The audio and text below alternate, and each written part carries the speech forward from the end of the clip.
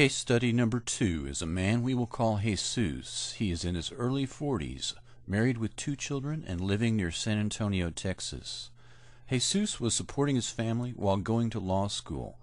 He was nearing completion of his law degree and working for a very prestigious and powerful law firm in 2001.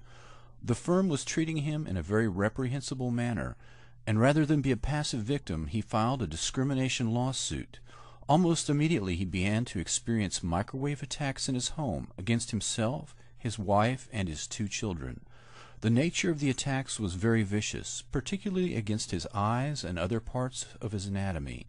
He documented the attacks with a Gauss meter, a signal strength meter, and other electronic equipment. The children were also viciously attacked in the same manner, crying in their beds when the signal would peak. When Jesus would work on his case or talk to people on the phone, the microwave attacks on his children and himself would commence in earnest in an effort to thwart his activities of fighting back against the firm. His wife became pregnant, and the attacks were also pointedly directed at her and her unborn child. Jesus has extensive documentation of these attacks, pictures with very blatant physical injuries, such as horribly bloodshot eyes.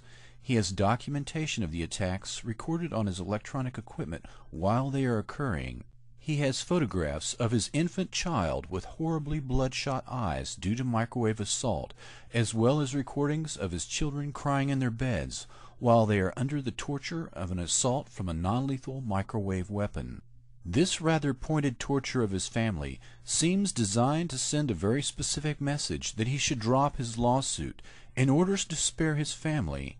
He moved outside of his home to other locations in town to spare his wife and children the worst of the non-lethal attacks. When Jesus moved out, the attacks on his family diminished in their intensity, but they have never ended. His own physical mutilation continues wherever he tries to find refuge. The family has even fled to multiple locations in Mexico to stay with extended family. This has resulted, according to Jesus, in previously healthy elderly relatives very rapidly becoming weaker and weaker until they experience increasing morbidity and death. Jesus has appealed to every law enforcement official and elected representative he possibly can. He has gone on TV on the Power Hour to get greater exposure and possibly relief. To date, as far as the author knows, he is still under attack, as is his entire family.